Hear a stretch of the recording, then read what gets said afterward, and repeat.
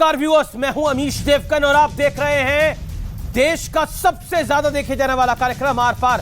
Cricket की भाषा में कहें तो होम ग्राउंड यानी घरेलू पिच पर हराना अच्छा संदेश नहीं देता, लेकिन सियासत के सुपर मुकाबले में शरद राव पवार अपनी घरेलू पिच में पहला राउंड हार चुके हैं और उन्हें हराने वाला भी घर का ही है। मुंबई में आज का सियासी महामुकाबला जो हुआ उसमें दोनों तरफ से शक्ति परीक्षण का दिन था। अजीत पवार की बैठक में 31 विधायक और 4 एमएलसी पहुंचे, जबकि शरद राव पवार की गुट की मीटिंग में मात्र 13 विधायक पहुंचे। अजीत पवार गुट का दावा है कि 40 विधायक उनके साथ हैं, लेकिन चाचा पवार को अपनी पॉलिटिकल पावर दिखाने के बाद अजीत पवार ने अपने दिल का पूरा गुब्बार निकाल डाला और कहा कि मैं आपके घर में पैदा नहीं हुआ, इसमें मेरी क्या गलती है चाचा जी। अजीत पवार ने यह भी कहा कि सरकारी नौकरी वाले 60 साल में रिटायर हो जाते हैं, बीजेपी के नेता 75 साल में रिटायर हो जाते हैं, लेकिन आप तो 83 साल के हो चुके हैं। आप कहीं तो रुकेंगे। लेकिन बड़ी खबर यह भी है कि बगावत से 2 दिन पहले अजीत दादा पवार ने शुक्रवार को ही यानी फ्राइडे को ही इलेक्शन कमीशन को चिट्ठी लिखकर एनसीपी अध्यक्ष पद पर दावा ठोक दिया था और साथ ही 41 विधायकों का समर्थन पत्र भी दे दिया था। यानी अजीत पवार की तैयारी पूरी तरह चाक चौबंद रही है अभी तक, और सियासत के महारथी कहे जाने वाले शरद पवार को हवा तक नहीं लगी। लेकिन बड़ा सवाल आज खड़ा होता है कि क्या शरद पवार के साथ जो हुआ वो संतान मोह वाले नेताओं के लिए एक बड़ा सबक है। आज इसी पर होगी देश की सबसे बड़ी बहस।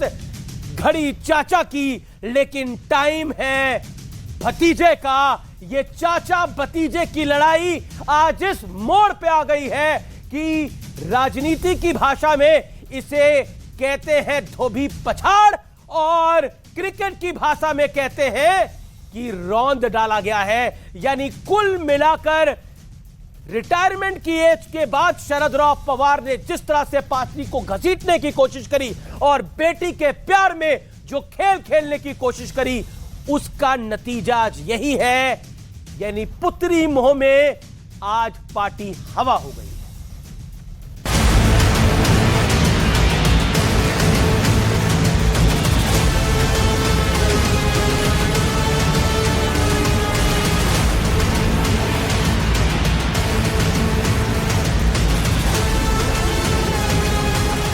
चाचा पवार वर्सेस भतीजे पवार के सियासी दंगल में पहले और सबसे अहम राउंड का स्कोर आ चुका है और स्कोर कार्ड साफ बता रहा है कि अजित पवार शरद पवार पर बहुत भारी पड़े। इस बड़ी कामयाबी के बाद अजित पवार ने सालों से दिल में छुपे गुबार को खोलकर सामने रखा और कहा, मैं आपके घर पैदा नहीं हुआ, इसमें मेरी क्या गलती है। आईएएस ऑफिसर 60 साल में रिटायर हो जाते हैं। बीजेपी में रिटायरमेंट की उम्र 75 साल है। आप 83 वर्ष के हैं। आप कभी रुकेंगे या नहीं? हमें अपना आशीर्वाद दीजिए। हम प्रार्थना करेंगे कि आपकी उम्र लंबी हो।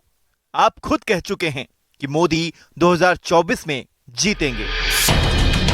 इसके बाद बारी आई शरद पवार की, तो उन्होंने भी ताल ठोक कर कहा, मैंने अजीत को एमएलए बनाया, डिप्टी सीएम बनाया, लेकिन आज उनकी बात सुनकर मुझे दुख हुआ। मन में कोई बात थी तो वो मेरे से चर्चा कर सकते थे। लेकिन एक तरफ पार्टी हाथ से जा रही थी तो दूसरी तरफ शरद पवार विपक्ष को एकजुट करने की हुंकार भी भर रहे थे। लेकिन महागठबंधन पर आज जो प्रफुल्ल पटेल ने कहा वो भी सुनना दिलचस्प है। उन्होंने कहा, पटना में विपक्षी दलों की मीटिंग में मुझे हंसी आ रही थी। मीटिंग में शामिल 17 में से 7 विपक्षी दल के केवल 1 लोकसभा सांसद है और एक पार्टी ऐसी थी जिसके पास एक भी सांसद नहीं है, लेकिन ये सब मिलकर राजनीति में बदलाव लाने का दावा कर रहे थे। लेकिन आज सबसे बड़ा सवाल है कि क्या शरद पवार को परिवारवाद और संतान मोह वाली सियासत का नतीजा भुगतना पड़ा है। इसी पर होगी देश की सबसे बड़ी बहस। चाचा की घड़ी, भतीजे का टाइम। तो घड़ी चाचा की, लेकिन वक्त भतीजे का। अब वक्त है इसी सियासी काल चक्र के विश्लेषण का। आर पार का सुप्रसिद्ध विश्लेषण देखते हैं। सियासी काल चक्र क्यों? क्योंकि आज मैं आपको फ्लैशबैक में लेके जाऊंगा, 1978 में लेके जाऊंगा, जब शरद राव पवार ने पार्टी को तोड़ा था। और साल था 1978। 1978 की बगावत में शरद पवार बागी बने थे। 2023 की बगावत में अजीत पवार बागी बने हैं। शरद पवार ने कांग्रेस की सरकार गिराई थी 1978 में। 2023 में अजीत पवार ने एनसीपी के 2 टुकड़े कर दिए हैं और एनसीपी को ही पूरा ले लिया है। 40 विधायक तोड़कर जनता पार्टी की सरकार बनवाई थी और खुद सीएम बने थे। और करीब 40 ही विधायक तोड़कर डिप्टी सीएम बने हैं अजीत दादा पवार। यह है सियासी काल चक्र, यह है व्यक्त का काल चक्र। 1999 में सोनिया गांधी के विदेशी मूल के मुद्दे पर कांग्रेस को छोड़ा था। आज अजीत पवार बोले हैं। ऐसा लग रहा है इतिहास दोहराया जा रहा है। और इतिहास क्यों दोहराया जा रहा है? क्योंकि आज अजीत पवार बोले हैं कि विदेश में बोले कि विदेशी भारत का प्रधानमंत्री नहीं हो सकता। यही बात शरद पवार ने एक वक्त पे बोली थी। लेकिन बड़ी बात क्या है? क्या संतान मोह में शरद पवार ने पार्टी से हाथ धो दिया और अपने गुरु, जिसको कहते थे वाईबी चौहान, को बड़ा धोखा दिया था शरद पवार ने। और ताउम्र वाईबी चौहान ने फिर शरद राव पवार से कभी बात नहीं करी, क्योंकि इतना बड़ा सियासी धोखा दिया था। मेरे साथ बात करने के लिए आज जुड़ रहे हैं शहजाद पूनावाला, भारतीय जनता पार्टी के नेता प्रवक्ता। मेरे साथ चरण सिंह साकपरा हैं, कांग्रेस पार्टी के वरिष्ठ नेता हैं, प्रवक्ता हैं, मुंबई कांग्रेस को लीड कर चुके हैं। मेरे साथ बृजमोहन श्रीवास्तव हैं, एनसीपी शरद पवार गुट के, क्योंकि अब एनसीपी पर बड़ा हक हो चुका है अजीत दादा पवार का। और मेरे साथ आनंद दुबे हैं, शिवसेना उद्धव गुट के। आप तमाम लोगों का अभिनंदन है। बृजमोहन जी, कल मेरा आपसे जब संवाद हो रहा था तो आपने एक मूल सवाल उठाया। आपने बोला कि कैसे आप हमें शरद पवार गुट कह सकते हैं। आज तो कह सकते हैं, आज तो खुद शरद राव पवार ने भी हार मान ली कि हाँ खेल खराब हुआ है। और आज तो सारे सपने, आज तो सारी पुरानी बातें भी खुल गई कि शरद राव पवार को 2019 में पता था कि अजीत दादा पवार बीजेपी के साथ जा रहे हैं। बोला आज अजीत पवार ने। अमित जी, आज भी मैं जो कल जो मैंने कहा था, मैं आज भी उसी बात को कह रहा हूं कि आज भी राष्ट्रवादी कांग्रेस पार्टी के राष्ट्रीय अध्यक्ष शरद पवार जी हैं। अजीत दादा पवार का गुट है, पार्टी नहीं है। क्योंकि आज भी हमारा पंजीयन इलेक्शन कमीशन ऑफ इंडिया में एक राजनीतिक दल के रूप में है, जिसके अध्यक्ष आदरणीय शरद पवार जी। तो मैं आपकी इस बात से सहमत हूं।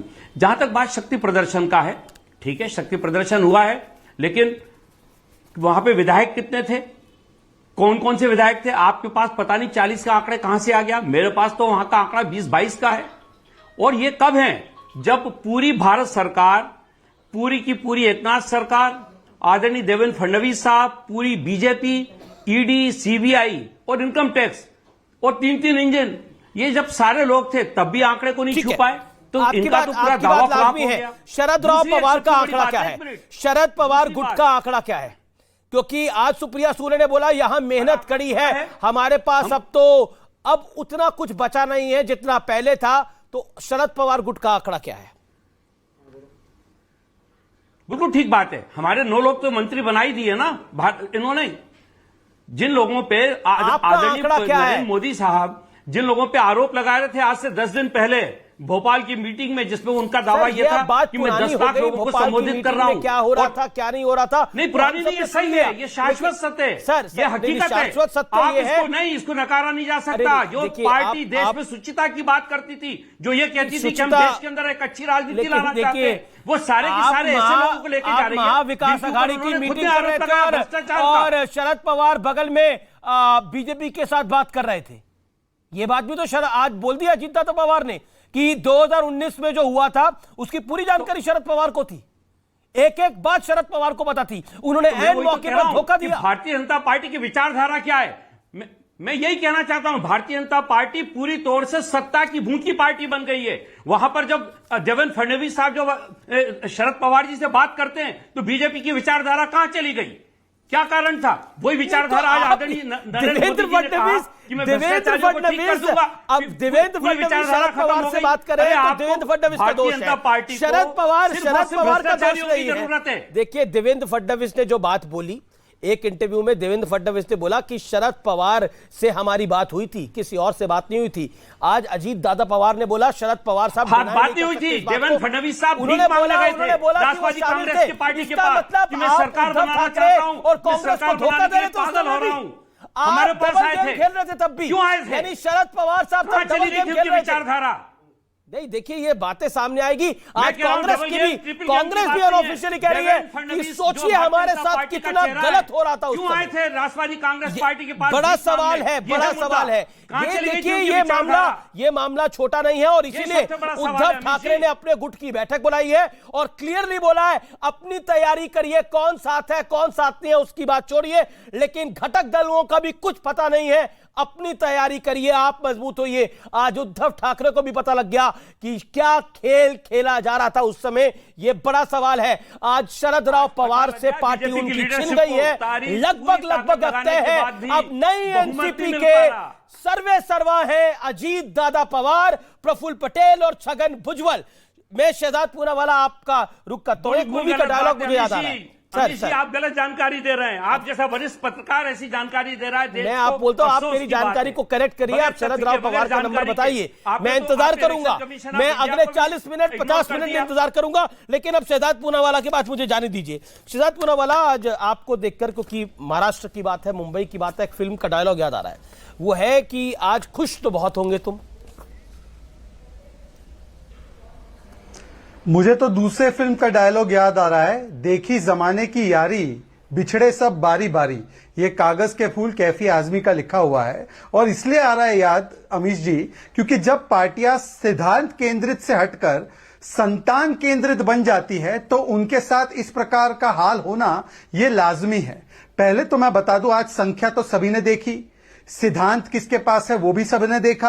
और आपको एक दिलचस्प बात बताना चाहता हूं, पिछले कुछ दिनों से जो शरद पवार जी ट्वीट कर रहे हैं ना कि इसको अपॉइंट कर रहा हूं, इसको हटा रहा हूं, वो एनसीपी के लोगों पे नहीं कर रहे हैं, वो अपने राज्यसभा के लेटर पैड पे कर रहे हैं। मतलब कि उन्होंने कहीं ना कहीं माना है कि सिंबल भी उनका नहीं रहा। तो जिसके पास संख्या होगी, सिंबल होगा, सिद्धांत होगा, एलओपी होगा, working president, chief whip, founding member और विधायक दल होगा, उसी के पास तो पार्टी होगी ना। तो आज पूरी की पूरी पार्टी एनसीपी किसके साथ है ये पूरी देश देख रहा है, पूरा महाराष्ट्र देख रहा है। पर मेरा 2-3 सवाल है। अगर ये कहते हैं भाजपा को इतनी प्रकार की बातें सुनाते हैं मान्यवर बृजमोहन जी, 2014 में मेरे पास बयान है माननीय शरद पवार जी का, ये देखिए बयान, NCP support to BJP in Maharashtra interest. 2014 में मान्यवर जब शिवसेना कुछ दिनों तक हमारे साथ नहीं थी तो आप ही की सरकार, आप ही की पार्टी ने हमें समर्थन दिया था। उस समय से आपकी बातचीत पार्टी में चल रही थी कि बीजेपी को समर्थन देना है। 2017 में बात यहां तक आ गई कि भाई शिवसेना को हटाइए और हम आ जाते हैं। हमने कहा नहीं, 25 साल पुराना साथी है हमारा, हम नहीं हटा सकते। तो आपने कहा नहीं, शिवसेना के साथ नहीं जाना है, वो तो सांप्रदायिक पार्टी है। फिर ऐसा क्या बदला 2019 में कि सारे सिद्धांतों को ताक पर रखते हुए, जिसको आप कट्टरपंथी मानते थे, जिसको आपने जेल में भेजा था, बाला साहेब ठाकरे को वर्ष 2000 में अमीश जी इन्होंने जेल भेजा था, उनके साथ चले गए और सिद्धांतों की बात हमें सिखाते। अरे बताइए ना, भ्रष्टाचार का कौन सा मामला है दिलीप से पाटिल पर और जयंतराव पाटिल पर था, है भ्रष्टाचार का मामला, वो क्यों नहीं आए? और भ्रष्टाचारी है तो आपने अजीत दादा को क्यों एमवीए का एलओपी बनाकर रखा था? इन सवालों का कोई जवाब नहीं देना है। बस टाइम खराब चल रहा है, घड़ी में टाइम खराब चल रहा है, क्योंकि आप सिद्धांत केंद्रित नहीं, संतान केंद्रित हो चुके हैं। और जो भी संतान केंद्रित हो रहा है, एक आखिरी उदाहरण देना चाहता हूं अमीश जी। जी। बाला साहेब ठाकरे, स्वर्गीय बाला साहेब ठाकरे जी ने एक बार उद्धव जी और राज जी को अपने बगल में बिठाकर कहा मीडिया से कि ये दोनों मेरे साथ बैठे हैं, कोई सरकार में नहीं जाएगा। पर ऐसा काल चक्र घूमा कि जिन लोगों ने हमारे साथ मोदी जी और फडणवीस जी के नाम पर वोट लिया, उन्होंने फिर कैसे मोह में, एक मुख्यमंत्री पद के मोह में बाला साहेब ठाकरे जी की विचारधारा को तिलांजलि देते हुए कांग्रेस एनसीपी के साथ गठबंधन किया, सिद्धांत से दूर हटे, संतान के साथ गए तो पार्टी निकल गई हाथ से। उसी प्रकार से आज पार्टी निकल गई है, तो इसमें हमारा क्या दोष है? जी, मैं आपका अमीश जी मैं आपका रुख करता हूं बृजमोहन श्रीवास्तव। आज अजीत दादा पवार, आज मैं एक सेकंड सर सवाल तो सुन लीजिए बृजमोहन जी। आज बड़ा दिन है और बड़ा महत्वपूर्ण दिन है, इसलिए मैं बोलूंगा कि एक एक करके सब बात करें। और बहुत बड़ी पॉलिटिकल हैपनिंग हुई है। सन 1978 में बगावत के बाद 2023 की बगावत हुई है, तब कांग्रेस की सरकार गिरी थी। आज शरद राव पवार की अपनी पार्टी टूटी है। आज बोला अजीत दादा पवार ने और पूरा गुब्बार निकाला। उन्होंने बोला कि मैं मेरी मां के पेट से निकला हूं और कहा कि मैं किस परिवार में पैदा हुआ हूं, मैं आपके घर में पैदा नहीं हुआ हूं, लेकिन उसके बावजूद आपने मुझे दरकिनार कर दिया, इसमें मेरी गलती क्या है। बीजेपी में सरकारी नौकरी में 60 में रिटायर हो जाते हैं, बीजेपी में 75 में रिटायर हो जाते हैं, लेकिन आप तो 83 साल की उम्र में भी नहीं रुकना चाहते, क्यों? तीन प्रश्न हैं आपके। सबसे पहला यह कि जब आदरणीय पवार साहब को, जब अजीत दादा पवार को मौका मिला था लोकसभा का टिकट देने के लिए, तो उन्होंने अपने बेटे को दिया था। तो वंशवाद की जो बात करने वाले लोग हैं, मैं सोचता हूं कि ये बात नहीं कहना चाहिए। दूसरी बात, आदरणीय अजीत दादा पवार ने यह कहा था कि जो हमारा इलेक्शन का नॉमिनेशन होता है उसमें कहीं भी शिक्षा का कोई कॉलम नहीं होता, इसी प्रकार से उसमें कहीं पे उम्र का बंदिश नहीं होती है। तो ये मैं सोचता हूं ये भी बात उनकी पूरी तौर से नितांत गलत है, क्योंकि वो उधर चले गए। उनकी मजबूरी है कि आदरणीय प्रधानमंत्री की वो प्रशंसा करें, नहीं तो उनकी जगह कहां है, वो प्रधानमंत्री भोपाल में बोल चुके हैं। तीसरी बात मैं कहना चाहता हूं कि 2014 की बात तो शहजाद भाई को याद है, 10 दिन पहले की प्रधानमंत्री जी की बात याद नहीं है, जिसमें उन्होंने पानी पी पी के कहा था, चिल्ला चिल्ला के कहा था, लेकिन भ्रष्टाचारी को नहीं छोड़ूंगा। लेकिन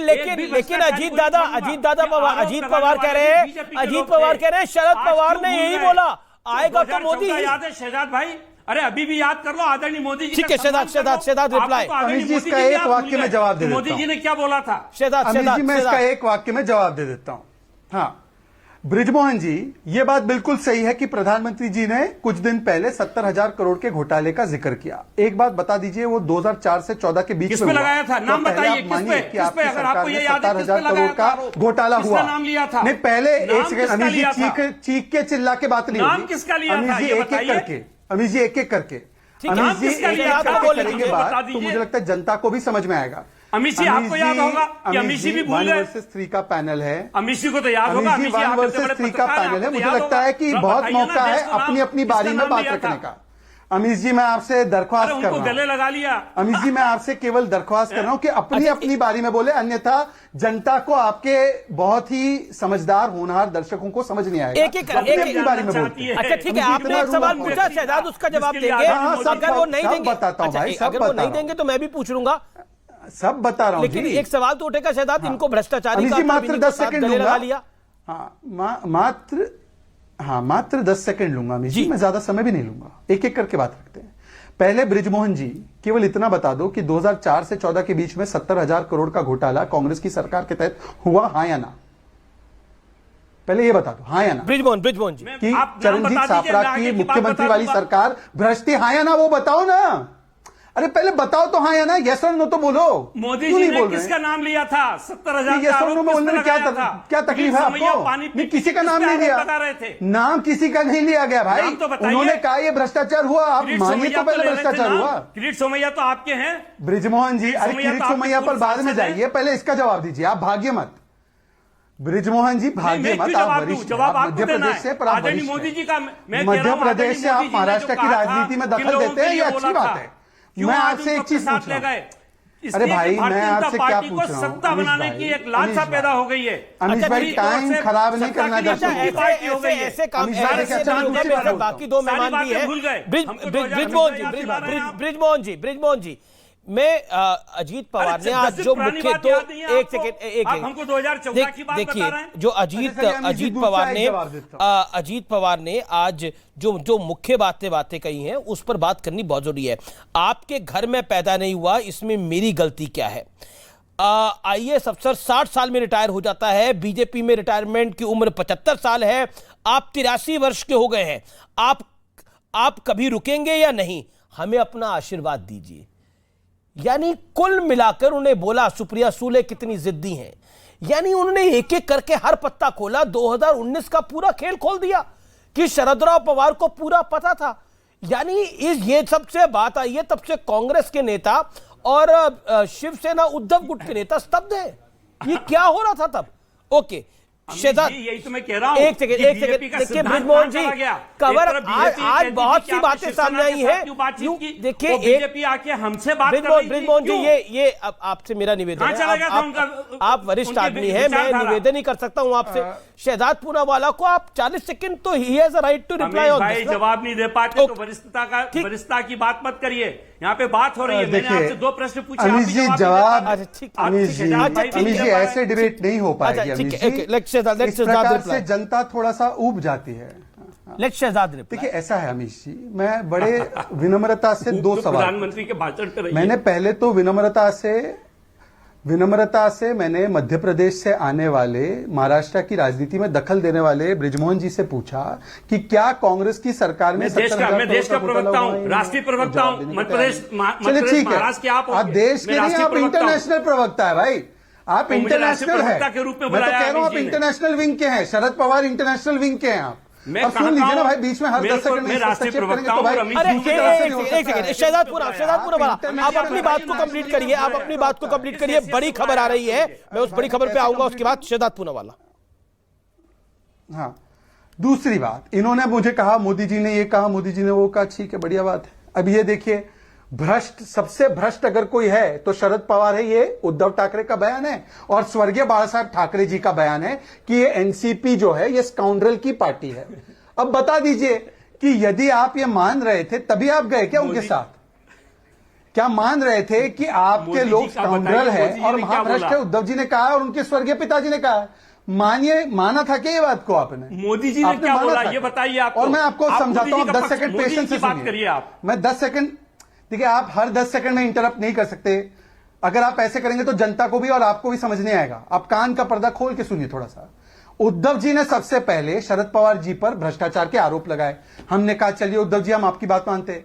उद्धव जी फिर खुद जाकर गले मिल लिए शरद पवार जी से। तो जब उद्धव जी ने ही सर्टिफिकेट दे दिया है कि एनसीपी जो है वो करप्ट नहीं है, तो आज हमको क्यों गले आ रहे हैं? और हम तो कह रहे हैं कि अगर घोटाला हुआ है कांग्रेस की सरकार में 70,000 करोड़ का, उसकी जांच होगी। आप मानिए ना 70,000 करोड़ का घोटाला हुआ है, आप मानने को तैयार नहीं है। अच्छा मैं बाकी अब मैं चरण सिंह सापरा को लेकर आता हूं, लेकिन इस समय की बड़ी खबर है, शरद पवार गुट में जो विधायक गए, 13 से 15 विधायक पहुंचने की खबर है, उसमें से 2 विधायक कह रहे हैं कि हम सिर्फ सम्मान के लिए गए थे, लेकिन अभी हमें अपना मन टटोलना है। यानी संख्या लगातार शरदराव पवार के गुट की कम हो रही है। यानी भतीजे ने चाचा को पहली लड़ाई में मात दी है, यह साफ दिखाई दे रहा है। और सीधा मैं रुक कर सकता हूं चरण सिंह सापरा का। चरण सिंह सापरा, ये जो खुलासा हुआ है 2019 में शरद पवार को सब कुछ पता था, उसके बावजूद वही कर रहे थे पीछे से सब कुछ। क्या कहना चाहते हैं आप? देखिए अमीश जी, शरद पवार जी को कितना पता था और अजीत पवार को कितना पता था, और अजीत पवार जी ने आज ही क्यों कहा, ये पहले क्यों नहीं कहा, ये बहुत सारे प्रश्न निर्माण हो सकते हैं। और इसकी चर्चा अगर आज करेंगे तो वो अटकलों के आधार पर ही ये चर्चा चलती रहेगी। लेकिन मूल बात ये है कि भारतीय जनता पार्टी को 1 साल के अंदर महाराष्ट्र में 2 विपक्षी पार्टियों को तोड़ने की नौबत क्यों आई, ये मूल बात है। और ये इसलिए आई कि पिछले पता नहीं लग रहा मूल बात क्या है। मूल बात है परिवारवाद। मोदी और अमित शाह देख रहे हैं कि मूल बात है परिवारवाद। ये एक तो आपका वॉल्यूम कम है और ऊपर से ये एको आ रहा है, ये दोनों चीज जरा ठीक करेंगे। मैं दुरुस्त करा देता हूं इसको। हाँ, क्या पूछा आपने? आपको पता नहीं लग रहा पार्टी क्यों टूटी है? परिवारवाद की वजह से टूटी हुई है दोनों पार्टियां।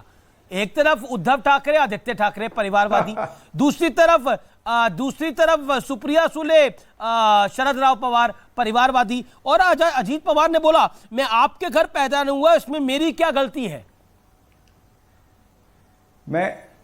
मैं बताता हूं क्यों टूटी है। पिछले एक साल के अंदर भारतीय जनता पार्टी 2 राज्यों के चुनाव हारी है, हिमाचल प्रदेश और कर्नाटक के चुनाव हारी है। उसके बाद में इनका मनोबल गिरा है और फिर जिस तरह से पटना के अंदर विपक्षी पार्टियों की एकत्रता देखी और विपक्षी पार्टियों का सम्मेलन देखा तो ये बौखलाए हैं। इन्होंने सोचा कि महाराष्ट्र जो है वो बड़ा राज्य है, इसमें 48 सीटें हैं, इसमें अगर हम सामना नहीं कर पाते हैं महाविकास आघाड़ी का तो इसमें विपक्षी पार्टियों का सफाया किया जाए। ये इनका एक षड्यंत्र था और ये स्क्रिप्ट लिखी गई थी। शाह और तानाशाह ने इसकी स्क्रिप्ट लिखी थी और वही नरेंद्र मोदी जो 4 दिन पहले कहते हैं कि मैं भ्रष्टाचार के खिलाफ, छाती पीट करके कहते हैं कि मैं भ्रष्टाचार के खिलाफ लड़ूंगा।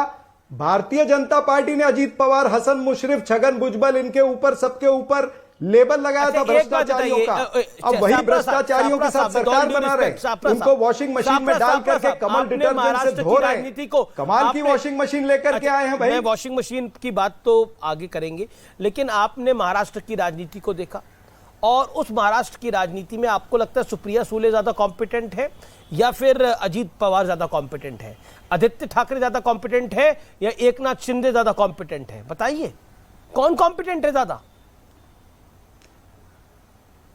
देखिए, कॉम्पिटेंट कौन ज्यादा है ये तो जनता तय करती है। मैं और जनता जब चुनाव आते हैं लोकतंत्र के अंदर जनता तय करती है कि कौन कॉम्पिटेंट है, उनको जिता करके। और आप देख ही रहे हैं कि जितने भी नाम आपने लिए हैं ये सभी लोग जो हैं ये चुन करके लड़ करके आए हैं। जो बात तो अमित जी, सवाल ये नहीं है, सवाल ये है कि महाराष्ट्र की राजनीति को गंदा कौन पूरी कर बात रहा है। बताऊंगा, लेकिन वो बात बहुत महत्वपूर्ण है। अजीत पवार ने कहा कि मैं आपके घर पैदा नहीं हुआ, उनका संदर्भ ये था कि मैं शरद पवार के घर पैदा नहीं हुआ, इसलिए मुझे दरकिनार करा गया है। शरद पवार इस समय अध्यक्ष पद से हटा दिए गए हैं। अजीत पवार एनसीपी के नए अध्यक्ष होंगे। पार्टी और सिंबल पर उनका हक है। उन्होंने 2 दिन पहले ही, यानी शुक्रवार को ही, यानी बीते फ्राइडे को ही उन्होंने इलेक्शन कमीशन को चिट्ठी भेज दी थी 41 विधायकों के साथ। ये खबर मैंने आपको शुरुआत में ही बताई थी। 41 विधायकों के समर्थन की चिट्ठी भेज दी थी उनके सिग्नेचर के साथ। शरद राव पवार को ऑफिशियली एनसीपी के अध्यक्ष पद से हटा दिया है और अब अजीत दादा पवार उसके अध्यक्ष होंगे। यह बड़ी खबर है। मैं सीधा रिएक्शन ले सकता हूं शहजाद पूनावाला से। शहजाद पूनावाला, इस सब के पीछे आप हैं या परिवारवाद की बेला है? देखिए अमीश जी, जिस पार्टी में रक्त मतलब ब्लड को इंपॉर्टेंस हो, उसका रक्तपात ऐसे होना यह स्वाभाविक है। पार्टी को परिवार समझना और परिवार मात्र को पार्टी समझना, इसमें बड़ा अंतर है। और ये जो अभी हुआ है शरद राव जी के साथ, ये तो उन्होंने स्वयं स्वीकारा है। मैं अमीश जी आपसे केवल एक बार कहूंगा, शरद जी के ट्विटर हैंडल पर आप ऑनलाइन चले जाइए, उन्होंने कोई भी आदेश अपने नोटपैड पर एज प्रेसिडेंट नहीं जारी किया है। सारे के सारे उन्होंने जो आदेश जारी किए हैं, लेटर पैड जो है राज्यसभा एमपी के नाम पर किया है। तो इसका मतलब वो स्वयं स्वीकार रहे हैं कि पार्टी उनके पास नहीं बची है। अब 2-3 बातों का जवाब देखिए। एको का नहीं, ये एको चेंबर का प्रॉब्लम है। अमित जी, एको चेंबर का प्रॉब्लम किस प्रकार से है जी। कि देखिए वॉशिंग मशीन की बात, रिएक्शन लेता हूं मैं, इसमें रिएक्शन ले लेता हूं। बृजमोहन श्रीवास्तव, अजीत पवार ने शरद पवार को हटा दिया है, नंबर अजीत पवार के साथ है। क्या आपको लगता है परिवार की बेला महंगी पड़ी? आज आप कह सकते हैं इस बात को? अमित जी, मैं आपसे बात पूछना चाहता हूं, सुप्रीम कोर्ट को आप इस देश की कोई सर्वोच्च संस्था मानते हैं या नहीं? बिल्कुल। अगर आप सुप्रीम कोर्ट को सर्वोच्च संस्था मानते तो सुप्रीम कोर्ट ने अभी यह कहा कि लेजिस्लेचर से बड़ी पार्टी होती है। हमारी पार्टी में पिछले साल 2022 में हम लोगों का चुनाव हुआ। चुनाव के बाद आदरणीय शरद पवार जी और वो पूरी कार्यकारिणी, जिसका मैं भी निर्वाचित राष्ट्रीय सचिव हूं, हम सब लोगों का निर्वाचन हुआ। निर्वाचित लोगों को एक आदमी जो कुछ भी नहीं है पार्टी की वर्किंग कमेटी में, वो हटा सकता है? ये संभव है क्या? मतलब क्या या तो देश में तानाशाही आ गई है, या आदरणीय नरेंद्र मोदी और भारतीय जनता पार्टी ने यह तय कर लिया है कि हम लोकतांत्रिक संस्थाओं को पूरी तौर से मटिया मेट कर देंगे, जो हम तय करेंगे वो फाइनल होगा। अगर ऐसा हो रहा है तो वाकई उन्होंने हटा दिया है। और अगर इस देश में कानून है तो अभी भी आदरणीय शरद पवार जी राष्ट्रवादी कांग्रेस पार्टी के राष्ट्रीय अध्यक्ष हैं और हम सब लोग निर्वाचित उसके पदाधिकारी हैं। लेकिन परिवार का कोई दोष नहीं है। पावर चली जाए लेकिन परिवार पर दोष ना आए। अजीत पवार साहब, क्या अजीत पवार साहब को टिकट कैसे मिला था? शरद पवार जी के भतीजे होने के नाते तो मिला था। क्या वो कहीं से आ गए थे अलग से? और उन्होंने अपने बेटे को जब टिकट दिया और उनको कोई कॉम्पिटेंट आदमी नहीं मिला था लोकसभा वोट में जाने की ना जाने की बात तो शरद राव पवार ने करी है, इसलिए तो हार मानी हुई बात दिख रही है ये। ओके अमीश जी, अभी इन्होंने सुप्रीम कोर्ट का जिक्र किया। मान्यवर, जब ईसी ने शिवसेना किसकी है नाम, निशान और उसकी नेतृत्व और उसकी नियत के साथ किसकी है, जब उसकी घोषणा की और सुप्रीम कोर्ट में कंफर्म हुआ, तब आपने माना क्या उद्धव सेना मान रही है क्या इस विषय को? अच्छा, छोड़ दीजिए इस बात को। अभी वॉशिंग मशीन का जिक्र हुआ। अमीश जी, कितने हास्यास्पद बात है कि जो धोबी घाट बने हुए वो वॉशिंग मशीन की बात कर रहे हैं। ठीक है, मैं वापस आता हूं। शिवसेना का रुख करता हूं। आनंद दुबे, क्या आपको लगता है हिस्ट्री इज रिपीटिंग? एक साल पहले जो आपके साथ हुआ आज इनके साथ हो रहा है, और क्या आपको लगता है परिवारवाद की बेला महंगी पड़ी है, जो बात आज अजीत पवार ने बोली? अमीश जी नमस्कार। परिवारवाद की कोई मेला महंगी नहीं पड़ी है। भारतीय जनता पार्टी ने मूल्यों की, नीतियों की, संविधान की, लोकतंत्र की धज्जियां उड़ा दी। अब कैसे कि मन्नाडे साहब का वो गाना है ना कि देते हैं भगवान को धोखा, इंसान को क्या छोड़ेंगे, कसमे वादे प्यार वफा सब, बातें हैं बातों का क्या। बताइए, अभी लाइव डिबेट चल रही, तब तक आप ही कह रहे हैं शरद पवार जी को उनके राष्ट्रीय अध्यक्ष के पद से हटा दिया गया है। कौन हटा रहा है? अजीत पवार। जो शरद पवार साहब ने पार्टी बनाई 1999 में, जिस पार्टी में उन्होंने उनको एमएलए बनाया, उनको मंत्री बनवाया, उनको उप मुख्यमंत्री बनवाया, वो लोग मिलके उसी राष्ट्रीय अध्यक्ष को ये बोल के हटा दे रहे हैं कि आपकी उम्र बहुत हो गई है। ये तर्क समझ नहीं पा रहा हूं। अरे जिस परिवार में यदि कोई बुजुर्ग होते हुए भी यदि काम कर रहा है, 4 बजे उठकर जनता की सेवा कर रहा है, तो गर्व महसूस होना चाहिए कि हमारे घर में, हमारे परिवार में, हमारी रिटायरमेंट तो एक एज होगी ना सर? नहीं होनी चाहिए। नहीं, जब तक वो काम करना चाहते हैं, जब तक जनप्रिय लोकप्रिय हैं, उनको काम करने दीजिए। एक तरफ उनका आशीर्वाद मांगते हो, एक तरफ उन्हें धोखा देते हो। जिस छगन भुजबल जी को ये बोल के भेजा गया कि जरा पता लगाओ यार वहां क्या चल रहा है, क्या गड़बड़ी है, वो खुद शपथ ले रहे हैं। ये कैसी राजनीति करना चाहते हो? परिवार का मामला, वही तो कह रहा हूं। परिवार की लड़ाई में भतीजे का टाइम आ गया, चाचा का टाइम खराब हो गया। लेकिन मैं ब्रेक के लिए रुक रहा हूं। और भी बहुत सारी बड़ी खबरें आ रही हैं। उधर जेडीयू डरा हुआ है, उनकी पार्टी को कोई ना तोड़ ले। उधर राजभर दावा कर रहे हैं सपा टूट सकती है। उधर जेडीएस दावा कर रही है कांग्रेस कर्नाटक में टूटेगी। तो बहुत कुछ हो रहा है देश की राजनीति के अंदर। लेकिन शरद पवार कह रहे हैं कि आएगा तो मोदी ही। ये अपने आप में इंटरेस्टिंग है। मैं ब्रेक के लिए रुकता हूं।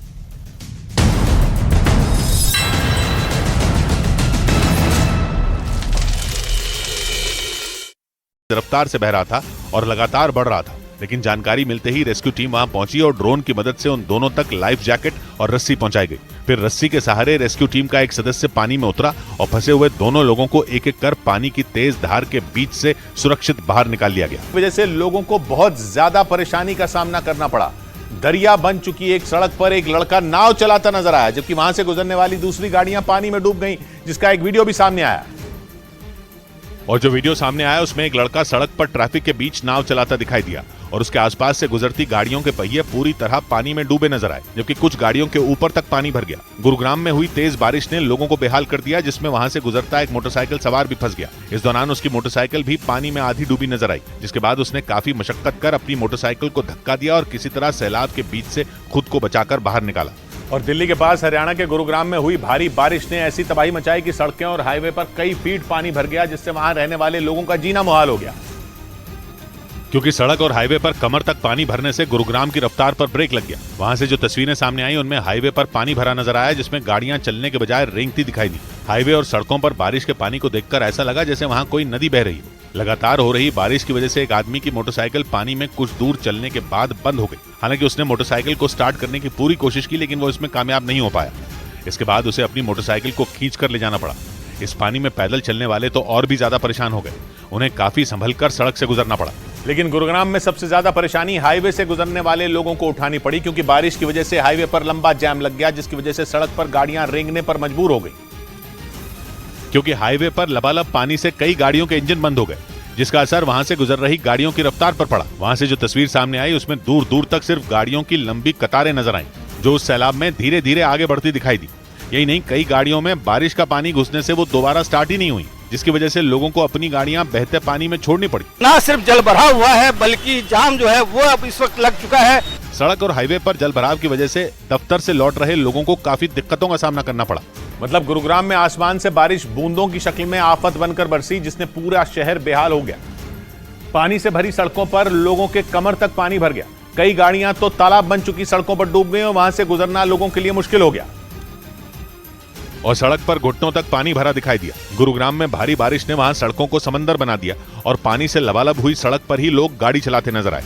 इफ्को चौक और सिग्नेचर टावर चौक के इलाकों में बारिश ने ऐसी तबाही मचाई कि वहां से गुजरना लोगों के लिए मुश्किल हो गया। तेज बारिश के बाद सड़क पर गाड़ियां आधी डूबी दिखी, तो वहीं मोटरसाइकिल सवार खुद को संभालते नजर आए, जबकि कुछ गाड़ियां पानी भरने की वजह से बंद हो गई। पानी में डूबी सड़क पर कुछ लोग खुद को बचाने के लिए एक दूसरे का हाथ पकड़कर चलते दिखाई दिए। और इसी तरह के हालात हरियाणा के रोहतक शहर से भी सामने आए। वहां कुछ घंटे की बारिश से पूरा शहर पानी पानी हो गया।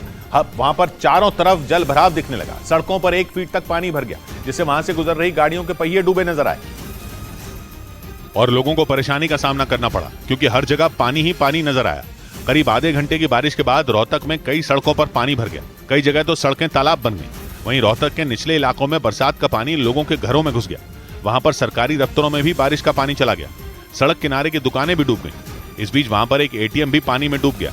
आधे घंटे की बारिश के बाद जिस तरह से जल भराव हुआ, उससे शहर की पानी निकासी व्यवस्था पर सवाल उठने शुरू हो गए।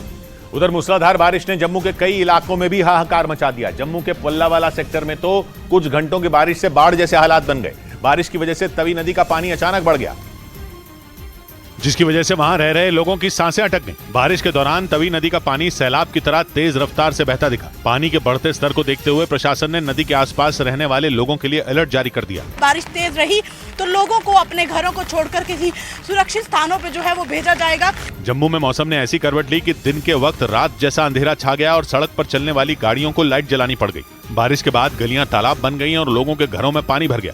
वहीं जम्मू के सांबा से हैरान करने वाला एक वीडियो सामने आया, जिसमें बाढ़ के बीच एक कार बहती दिखी। जम्मू के कई इलाकों में भारी बारिश की वजह से नदी और नाले उफान पर हैं, जिसकी वजह से वहां की सड़कों पर नदियां बहती दिखी।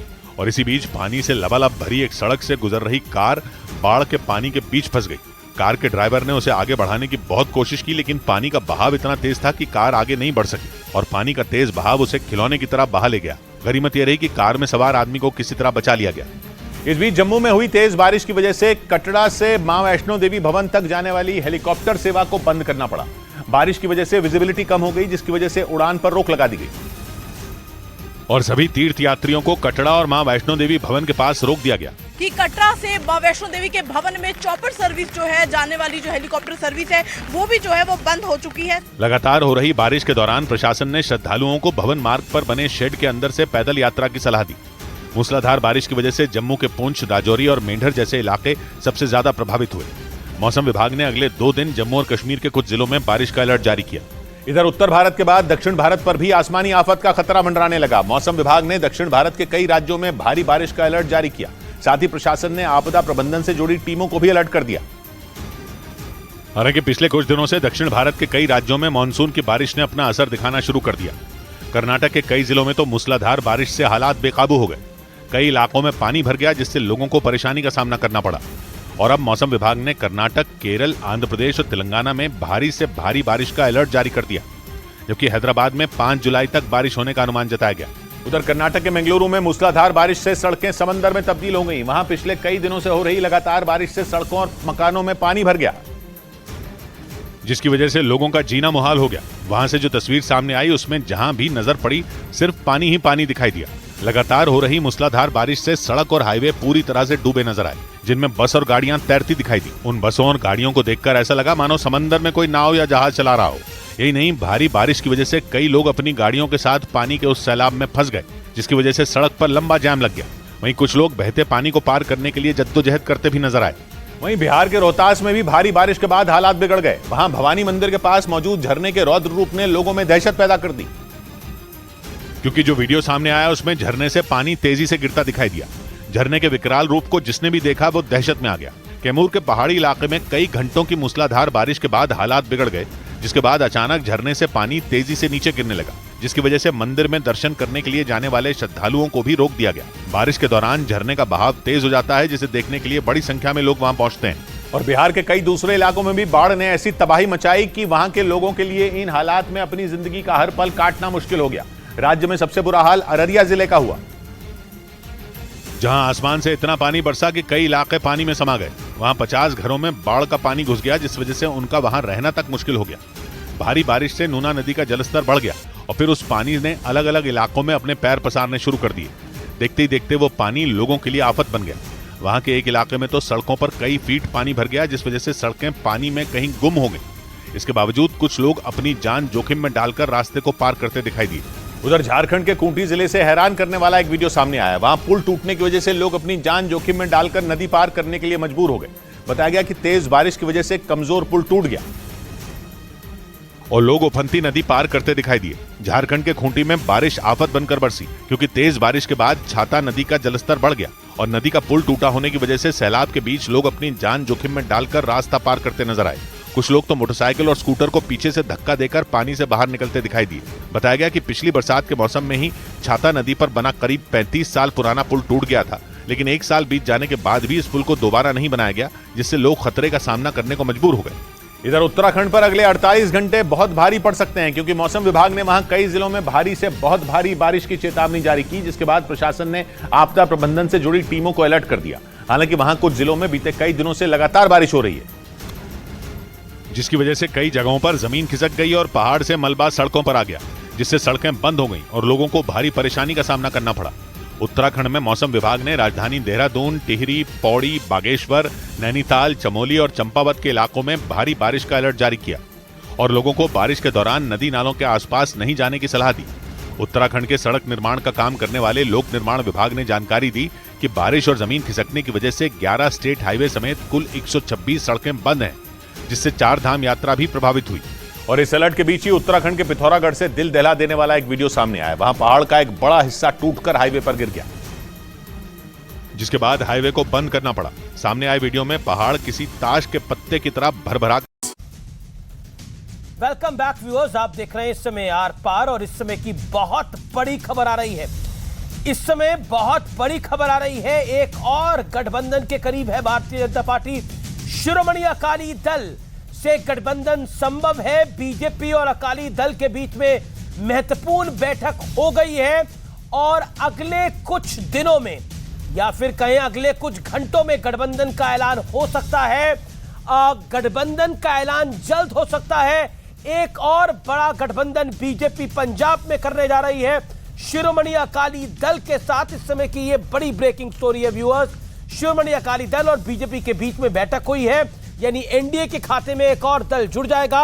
मैं चरण सिंह सापरा का रुख करता हूं। चरण सिंह सापरा, क्या आपको लगता है कि प्रफुल्ल पटेल ने एक बात बोली आज के अपने भाषण में? उन्होंने बोला, मुझे हंसी आ रही थी जब विपक्षी एकता की मीटिंग चल रही थी और कई तो ऐसी पार्टियां थी जिनके पास एक भी सीट नहीं थी और वो कह रहे थे सारे मिलकर मोदी को हटाएंगे हम। चरण सिंह सापरा, लगता है सापरा साहब तक आवाज नहीं जा रही। आनंद दुबे 30 सेकंड। कि किसी पार्टी के पास बहुत ज्यादा सीटें हैं वही बीजेपी को हरा सकती है। खुद बीजेपी के पास एक समय में 2 ही सीटें हुआ करती थी, आज है ना 300 के पार। समय और परिस्थितियां बदलते रहती हैं। देखिए, भारतीय जनता पार्टी की एक नीति बन गई है जैसे अंग्रेजों की नीति थी, फूट डालो और राज करो। किसी को आप हरा नहीं सकते हो, आमने सामने की लड़ाई नहीं लड़ सकते हो, तो आप उसको कमजोर कर दो, आप 2 फाड़ कर दो और आप उस पर। और जो प्रफुल्ल पटेल ने बोला, आनंद जी, प्रफुल्ल पटेल ने जो बोला कि मुझे हंसी आ रही थी कि विपक्षी एकता में ऐसी पार्टियां थी, किसी के पास 1 सीट है, किसी के पास 2 है, किसी के पास तो 1 भी नहीं है। मैं वही कह रहा हूं अमित जी कि अगर पार्टियों के पास संख्या बल नहीं है, इसका मतलब घर बैठ जाए जनता के बीच में जाकर। भारतीय जनता पार्टी का जो 9 साल का जो इनका एक लेकिन विद फैमिली नहीं। लेकिन ये क्या ये जो विद फैमिली वाला है चक्कर, इसमें मतलब शादी के कार्ड पे तो हमने विद फैमिली सुना है, लेकिन ये पॉलिटिकल पार्टियों में भी जो विद फैमिली का कल्चर इतना ज्यादा बढ़ गया है कि भतीजे को भी नहीं देंगे अगर वो कॉम्पिटेंट हो। देखिए ऐसा पुत्रों या इस बात पुत्री को को ही कोई दिया नहीं जाएगा। मानेगा। अमित जी, इसके बारे में आप क्या कहेंगे? विचार आप, इस बात को कोई नहीं मानेगा। जब महाविकास आघाड़ी की सरकार बन रही थी 2019 में, तो 2 मंत्री जो शपथ लिए थे एनसीपी के कोटे से, उसमें एक आदरणीय अजीत दादा पवार और दूसरे आदरणीय छगन भुजबल जी थे। उस समय तो शरद पवार साहब चाहते तो सुप्रिया सुले जी को मंत्री बना देते, चाहते तो जयंत पाटिल जी को उस पहली लिस्ट पे मंत्री बना देते, लेकिन नहीं बनाया ना। तो ये देखिए, इन बातों को कितना भी आप कहेंगे, कितनी बार भी कहेंगे कि 2 और 2 5 होता है, लेकिन देश की नहीं, मैं तो 2 और 2 5 कह ही नहीं रहा, लेकिन आप एक और एक 11 करने का प्रयास कर रहे हैं, लेकिन 1 + 1 2 ही होता है। तो उन्हीं 2 के चक्कर में पूरा खेल हो रहा है, समझ रहे हैं ना आप? एक जगह बाप बेटी की वजह से, दूसरी तरफ बाप बेटी की वजह से। यही इशारा मैं नहीं कह रहा, शिंदे कह रहे हैं और अजीत पवार कह रहे हैं। ओके, एकनाथ शिंदे जी वो वही नेता हैं जो कहते थे कि अजीत दादा पवार की वजह से निकल रहे हैं। ठीक है, जवाब जी। लेकिन आज प्रफुल्ल पटेल की बातें नहीं सुहा रही हैं, और 2 और 2 5 नहीं होता, ये आपको पता नहीं है शहजाद पूनावाला जी? देखिए, ऐसा है, दुबे जी ने एक बात सही कही, संख्या पे नहीं सिद्धांत पे जाना चाहिए। 2 सीट थी तब भी हमारा सिद्धांत और संकल्प सावरकर जी के विषय में क्या था, और 303 है, आज भी वही सिद्धांत और संकल्प है सावरकर जी के विषय में। पर किसका सावरकर पर स्टैंड चेंज हुआ है, किसका हिंदुत्व पर स्टैंड चेंज हुआ है, और कैसा संक्रमण लगा है? मुझे लगता है भारत रत्न की बात, पहले आप उनको कायर और डरपोक कहलवाना बंद कीजिए, पहले कायर और डरपोक कहलवाना बंद कीजिए दुबे जी। और मैंने आपके बीच में नहीं बोला, देखिए 3 वर्सेस 1 है, मैं पूरी तरह से चुप रहता हूं जी। हाँ, देखिए, अब दूसरी बात दुबे जी ने कही 2 फाड़ की, बिल्कुल सही की। बताइए, गहलोत और पायलट में 2 फाड़ हमने किया है, वहां पर तो उनकी सत्ता है। डीके शिवकुमार और सिद्धरामैया के बीच में 2 फाड़ हमने किया, वहां पे भी उनकी सत्ता है। अरे सुक्खू जी और विक्रमादित्य जी के बीच में हमने 2 फाड़ किया, वहां पर भी उनकी सरकार है। किसको डराया, कैसे 2 फाड़ की? आप एक नहीं हो पाते हो, इसमें हमारा क्या लेना देना? और तीसरी बात अमित जी, बहुत संक्षेप में, ये विपक्षी एकता का एक आप परिचय देखिए।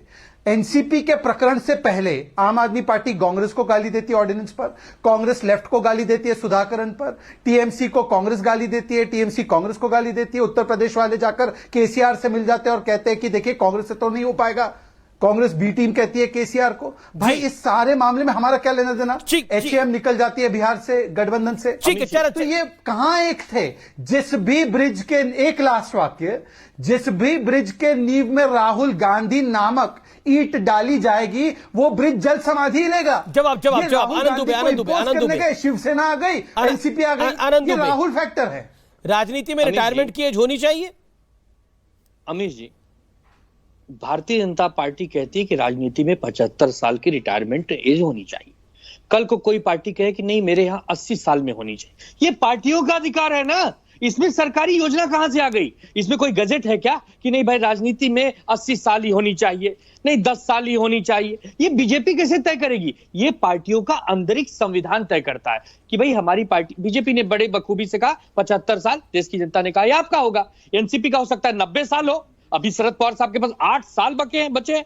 तो यार ये कोई मापदंड नहीं हुआ कि आप किसी को नहीं, ये तो बीजेपी नहीं कह रही, ये तो अजीत पवार कह रहे हैं। देखिए, अजीत पवार। अच्छा चलिए, अमित जी, क्योंकि इन्होंने संविधान की बात की, एक टेस्ट करते हैं।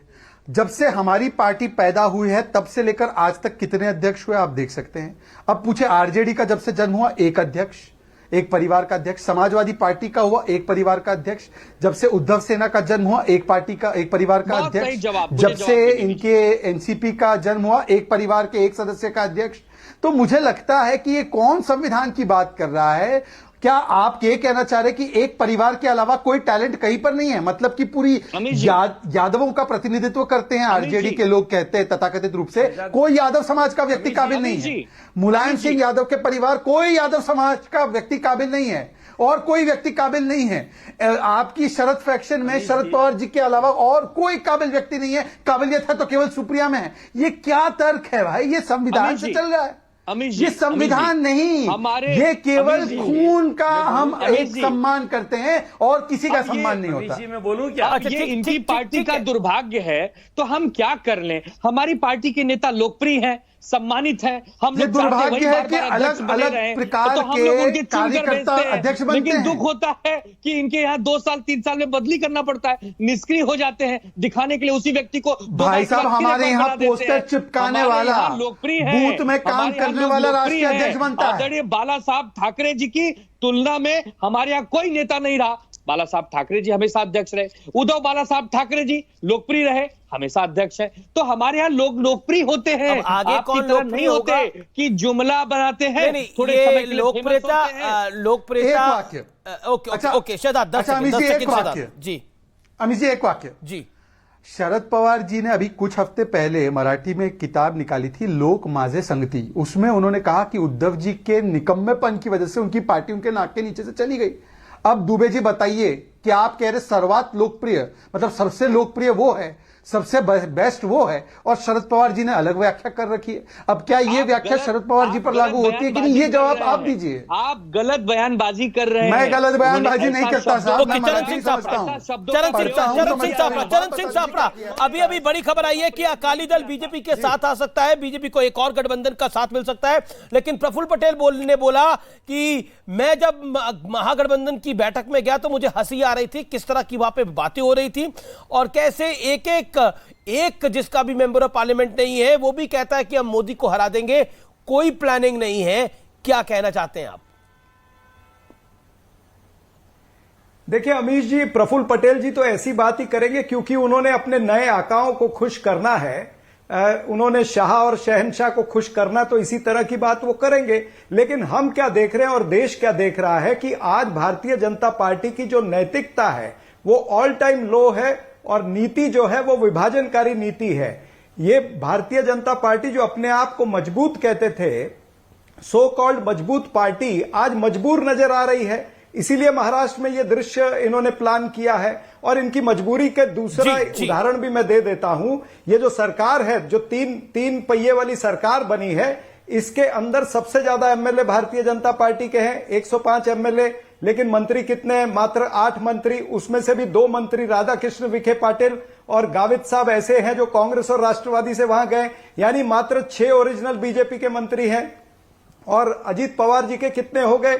9 मंत्री, जबकि उनके एमएलए अभी तय नहीं है कि 30 है कि 20 है कि 15 है। और अगर शिंदे गढ़ का देखेंगे 40 विधायक उनके पास है, 9 मंत्री उनके पास है। तो ये भारतीय जनता पार्टी की मजबूरी है, ये मजबूर बन चुकी है भारतीय जनता पार्टी। और अभी तो इनके अंदर लड़ाई शुरू हो गई। अभी तो एकनाथ शिंदे गठ के लोगों ने कल 30 सेकंड में देखिए, साफ रिप्लाई शहजाद पुरवाला 30 सेकंड में रिप्लाई, फिर आप बोलिए। अजीत पवार को पोर्टफोलियो नहीं दे पा रहे हैं ये लोग, या अजीत पवार के साथ जो और 8 लोग आए हैं उनको पोर्टफोलियो देने में वहां पर जंग चल रही है। तो ये नया खेल महाराष्ट्र के अंदर अभी शुरू हुआ है, नया खेल शुरू हुआ है। शहजाद 30 सेकंड, शाप 30 सेकंड। अमीश जी, मुझे लगता है कि चरणजीत सापरा जिस प्रकार की बातें कर रहे हैं, ये तो हमारी पार्टी की और मार्केटिंग कर रहे हैं। सोचिए, सबसे बड़ी पार्टी होने के बाद भी इतना बड़ा दिल गठबंधन के साथियों की तरफ कि मुख्यमंत्री भी हमने छोटी पार्टी का बनाया और मंत्रालय में भी इक्वल हिस्सेदारी दी। तो ये दिखाता है कि गठबंधन धर्म हम निभाते, इसलिए तो सारे लोग आकर्षित होकर हमारे पास आना चाहते हैं। और आपके पास कोई टिक नहीं पाता भाई, HAM को भी नहीं टिक आप रख पाए, क्योंकि आप अपने कोई भी साथी को नहीं रख पाए। यही तो दिक्कत है आपसे, क्योंकि आप सत्ता के लिए, सत्ता की मोह में आप किस प्रकार से अस्तित्व खत्म करते हैं पार्टियों का, और हमारे साथ पार्टियों का पूरा कार्रवाई जुड़ना चाहता है। आपने तो मार्केटिंग कर दी मेरे पार्टी की, वो भी आप बांट दोगे। बहुत धन्यवाद आपका। चरण सिंह साहब, आज ये ब्रेकिंग न्यूज हो जाएगी मार्केटिंग की, ये ब्रेकिंग न्यूज आपने तो बहुत अच्छा किया। चरण सिंह साहब, बड़ा पॉइंट ये है कि ये ब्रेकिंग न्यूज दे दीजिए कि बचे हुए 25 मंत्री भी जो हैं वो अजीत पवार गुट के और एकनाथ शिंदे गुट के होंगे, तो ईडी सरकार कंप्लीट हो जाती है, एकनाथ और शिंदे की ईडी सरकार। चरणजीत जी, इसका जवाब मैं दे देता हूं, पहले आप चरणजीत जी, कर्नाटका की सरकार के मंत्रालयों की गारंटी आप दे दो। हमारे मंत्रालय कैसे होना है, क्या होना है, वो हम गारंटी दे देंगे जनता को। ठीक है। मैं ब्रिजमोहन जी का रुख करता हूं। Brijmohan Shrivastava on screen, no one else. Brijmohan Shrivastava, आज अजीत पवार ने बोला कि हम प्रार्थना करेंगे कि शरद राव पवार की उम्र लंबी हो, लेकिन आप खुद कह चुके हैं कि 2024 में मोदी ही जीतेंगे। ये तो शरद पवार खुद मान रहे हैं। तो प्रफुल्ल पटेल ने तो जो शरद पवार ने कहा उसी बात को दूसरे ढंग से बोला। और अजीत पवार ने तो क्लियरली बोला, अजीत पवार ने बोला कि शरद पवार ने पूरी भरी बैठक में कहा कि आएगा तो मोदी ही। नहीं, ये बिल्कुल मैं सोचता हूं बिल्कुल गलत बात है। और ये सारी बातें अजीत दादा इसलिए बोल रहे हैं कि आज उनकी मजबूरी है। अगर वो ये बात नहीं बोलेंगे तो उनका वजूद नहीं बच पाएगा। ये है परेशानी। दूसरी, अभी आपने अकाली दल की बड़ी तारीफ करके जानकारी दी है देश को। अकाली दल भी तो वंशवादी पार्टी है। और आज आप कह रहे हैं प्रफुल्ल भाई ने वहां पर कुछ बोला। इनके 3 एमएलए हैं, 3 एमएलए, और टोटल वोट कितने मिले थे इनको पूल वोट का? 6%। तो 6% की वोट वाली पार्टी का आप खुद गुणगान ऐसा कर रहे हैं जैसे कि कोई बहुत बड़ी विश्व की पार्टी, एक बहुत बड़ी विश्व की पार्टी की सहयोगी बनने वाली है। क्या बात है अमित जी, आप जैसा व्यक्ति कम से कम इस प्रकार की तो खबर बता रहा हूं। अच्छा लेकिन शरद पवार ने बोला, खबर कैसी? अजीत पवार को कि आएंगे तो मोदी ही। लेकिन मैं आपके घर में पैदा नहीं हुआ, इसमें मेरी क्या गलती है, ये बयान बहुत बड़ा है। अब उसके ऊपर मैं जरूर एक विश्लेषण करूंगा व्यूअर्स। और अब बात आज के 2 बयानों को डिकोड करने की। पहला बयान महाराष्ट्र के नए नवेले उप मुख्यमंत्री अजीत दादा पवार का है, जिन्होंने आज अपने चाचा से कई सीधे और तीखे सवाल किए। अजीत पवार की बातें परिवारवाद की राजनीति करने वाले हर राजनीतिक दल को काफी चुभने वाली हैं। अजीत पवार ने आज अपने गुट के नेताओं और विधायकों की बैठक बुलाई थी। इस दौरान उन्होंने कहा, ऐसा वक्त किसी के घर में नहीं आना चाहिए। मुझसे जो वादे किए गए थे वो पूरे नहीं हुए हैं। आपने यानी शरद पवार ने सुप्रिया सुले यानी अपनी बेटी को राष्ट्रीय अध्यक्ष बनाया। इसके बाद अजीत पवार ने जो कहा वो परिवारवादी पार्टियों को विशेष तौर पर आज सुनना चाहिए और व्यूअर्स आपको भी सुनना चाहिए। अजीत पवार ने कहा कि मैंने किसी और के पेट से जन्म लिया, क्या यही मेरा दोष है? यानी अजीत पवार का सीधा निशाना चाचा शरद पवार के पुत्री मोह पर था, क्योंकि शरद पवार ने अजीत पवार को नजरअंदाज करके सुप्रिया सुले को एनसीपी की गद्दी लगभग सौंप दी थी, यानी कार्यकारी अध्यक्ष बना दिया था। अजीत पवार ने शरद पवार की उम्र पर भी आज सवाल पूछे। अजीत पवार ने कहा कि सरकारी नौकरियों में रिटायरमेंट की उम्र 58 साल है, बीजेपी में रिटायरमेंट की उम्र 75 साल है, लेकिन आपकी उम्र अब 80 के पार हो गई है, आप कहां जाकर रुकेंगे? यानी अजीत पवार कह रहे हैं कि काफी पहले शरद पवार को मार्गदर्शक की भूमिका में आ जाना चाहिए था और दूसरे लेवल की जो लीडरशिप सालों से शरद राव पवार के साथ कंधे से कंधा मिलाकर काम कर रही है, उन्हें पार्टी को लीड करने के लिए मौका देना चाहिए था। अजीत पवार का यह भाषण और उनकी बातें परिवारवादी पार्टियों के लिए आज एक बहुत बड़ा आईना है व्यूअर्स। इसके अलावा शरद पवार के बेहद करीबी एनसीपी के एक और वरिष्ठ नेता प्रफुल्ल पटेल की बातें भी बेहद गौर करने वाली हैं, खासतौर पर उन लोगों को जो महागठबंधन के जरिए मोदी को हराने का दावा कर रहे हैं। प्रफुल्ल पटेल ने कहा कि मैं शरद पवार के साथ पटना की विपक्ष की बैठक में गया था, वहां के हालात देखकर मुझे हंसने का मन हुआ, क्योंकि वहां 17 विपक्षी दल थे, इनमें से 7 दलों के लोकसभा में सिर्फ एक सांसद है और एक पार्टी तो ऐसी है जिसके पास कोई मेंबर ऑफ पार्लियामेंट तक नहीं है, और उनका दावा है कि सब मिलकर बदलाव लाएंगे और मोदी को हलाएंगे। यानी विपक्ष की बैठक हुई, खूब दावे वादे भी किए गए, लेकिन अंदर की असलियत क्या थी ये वहां बैठे प्रफुल्ल पटेल ने आज पूरे देश के सामने आपके सामने रख दी।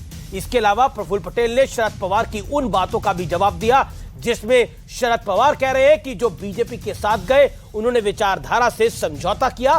प्रफुल्ल पटेल ने कहा, जब हम शिवसेना की विचारधारा स्वीकार कर सकते हैं तो बीजेपी के साथ जाने में आपत्ति क्या है?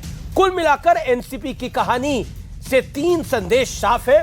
परिवारवाद का नतीजा देर से ही सही लेकिन बेहद घातक होता है।